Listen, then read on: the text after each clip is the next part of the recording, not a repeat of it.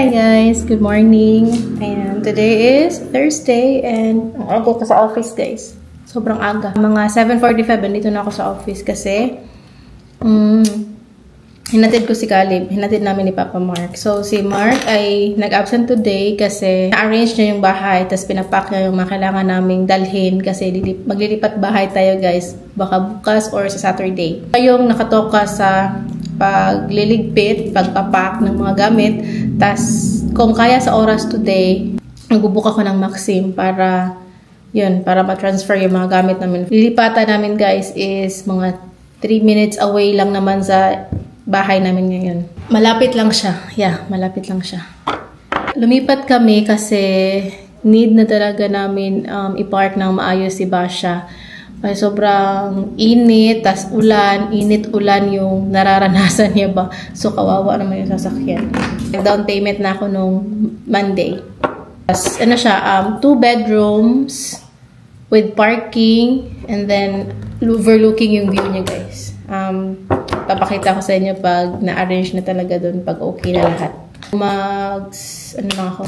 Magtikilay lang ako at maglalagay na ng serum. Yeah. Yung ginagamit kong serum pala ay from Pants. And ito lang yung from high school pa ako guys. Ito lang talaga yung ginagamit ko until now. I mean, wala pa namang serum before, diba? Pero yung ginagamit ko before ay yung cream nila. Pero ito na yung cream nila ngayon. Napaka-cute na. Noon yung gamit kong cream, yung tag 20 pesos lang, kulay yellow. Tapos itong serum, nagustuhan ko talaga siya kasi hindi siya malagkit sa mukha. Tapos babango pa siya guys. Nag-try kasi ako mag-rejuve noon. I think 2021 nag-try. 2020 nag-try ako mag-rejuve kasi yung mama ko guys, rejuve yung ginagamit. Tapos ang ganda ng mukha nila. Pero hindi talaga ako hiyang sa mga ganun. So, bumalik ako sa Pants. And in fairness, okay siya. Okay pa rin siya.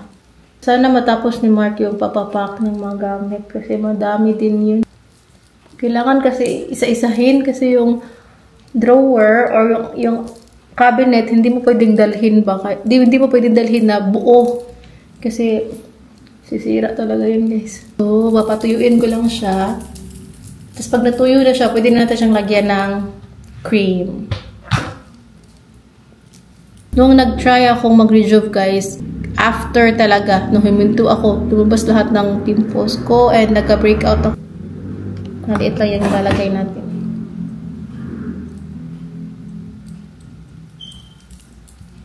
Yeah, so kahapon guys, pumunta kami ng Ayala, no? Kasi pinuntahan ako dito nila Tia Itis. And then pumunta kami ng Ayala para lang mag-lunch.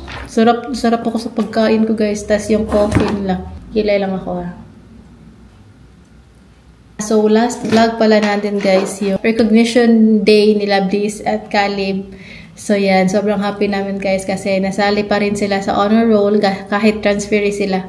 And happy din yung kids kasi meron silang honor roll treat. So, sa Friday, merong field trip si Bliss kasama yung mga kasama niyang honor roll sa Leviticus. Ibali yun yung honor roll treat nila Bliss. Tapos si Caleb naman, tapos na yung honor roll treat nila, sa room lang sila kasi sobrang bata pa naman nila. Hindi pa sila pwede lumabas. Meron silang Virginia Farm Tour and pupunta sila ng family park at doon sila magla-lunch. Sobrang excited siya guys. First time niya kasi. Gusto talaga niya may reward. So, as much as possible talaga guys, gina-guide namin siya. Pag meron siyang phase na parang nahihirapan siya guys, tinutulungan namin siya. Pero hindi to the point na kami yung magbibigay ng sagot. Like, tinutulungan ko lang siya na maintindihan niya yung pace niya, tapos siya yung sasagot talaga. Hindi ko pinapakailaman yung mga answers niya. Binibigyan ko siya ng responsibility ba na pace mo yan, sagutan mo yan. Then meron din silang memory verse every month, and goal din niya na maging early reciter kasi meron silang mga pa-reward din. First quarter down and 3 more quarters to go. Celebrate namin in advance yung achievements ng kids. Nag-mall kami, kumain, tas bumili kami ng toys nila.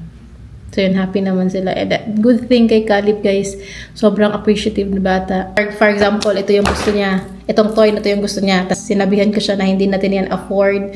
Like, ito lang yung afford natin. Ito lang yung mabibili natin ngayon. Ayan, okay lang sa kanya. Happy pa rin siya, guys. Nung nag-seaside kami, mga 10 or 9, almost 10 na talaga kami lumabas ng mall. Tapos namin kumain, bumili ng toys, tapos nag-dessert, tapos nagtambay kami sa Sky Park. Tapos yung dalawang bata, sobrang enjoy nila yung slide. Nag-ikot talaga sila doon kayo. Sobrang pawis na rin ni Caleb. Pero okay lang sa amin kasi nag-enjoy naman sila. So, hinayaan lang namin sila. Hindi talaga magpantay-pantay yung kilay ko kahit anong gawin ko, guys. Pag okay dito, dito naman yung hindi okay. Naisip ko na nga magpa-microblading. Pero natakot lang talaga ako sa sakit kaya hindi ko pa ma-push. Natuwa ako doon sa face tracker ng camera natin ba? Kasi pag pumunta ako dito, ang bilis niyang kumilos. Tapos dito naman, tapos dito. Kahit saan, guys, susunod talaga siya. Ayan. So, tapos na ako sa kilay. Yan lang talaga yung nakayanan ko. And next is my tint. Tapos i-blend. This one is from Everbelina din, guys. Nagay ito sa akin ni Sir Melbs last year, nung Pasko. Pero nasa half na siya. And pag wala akong meeting sa labas, usually pag morning, ito lang yung nilalagay ko. Okay na ako sa lipstick at saka sa kilay. Yan lang. Kilay is life lang talaga ako, guys. Pero yung mga foundation, yung mga yung mga concealer, hindi ako maganon. And yeah, hindi ko pa pala ito napakita sa inyo. Meron akong nabiling pouch para sa aking mga makeup. Para sa aking gamit. Ayan, so organized na yung bag ko ngayon. Ito siya. Meron pa akong isang pouch dito. Yung laman niya ay, meron akong maliit na perfume, my earphones, and charger. Kasi guys, dalawa. This is from Shein. Ito na pala yung aking wallet. Oh, tingnan niya. Yan na. Ang daming cards. Diba? Tapos yung mukha na nandyan. Oh, hindi sa akin.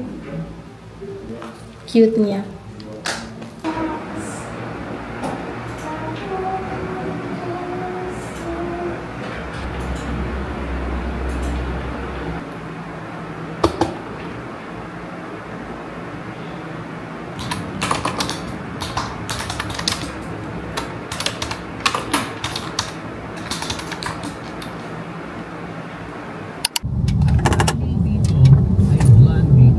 Nandito na kami sa school, guys. Sunduin namin si Kali.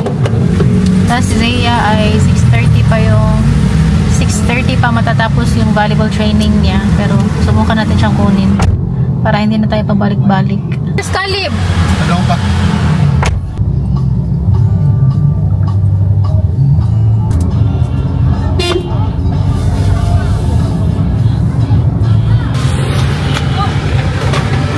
Hi, baby!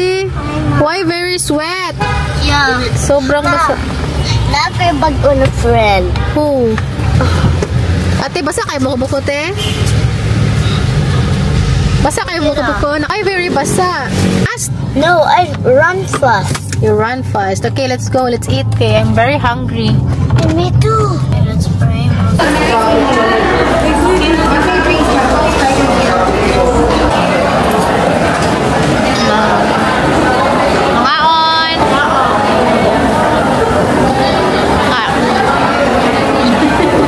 Only rice for the hakot boy. Kasi napagod siya kakalipat ng mga gamit. So, only rice for you. Ikaw, ate? Only rice. You're not only man. Kalib yan, guys. Pangitan na siyang papa.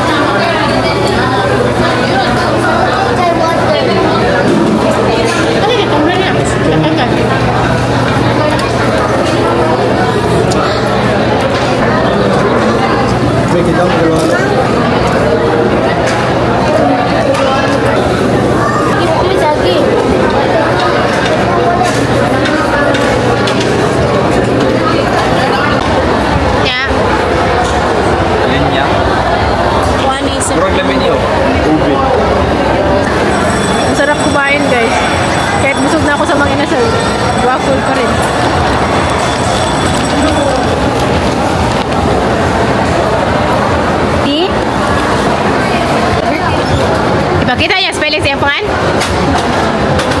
Isip yun.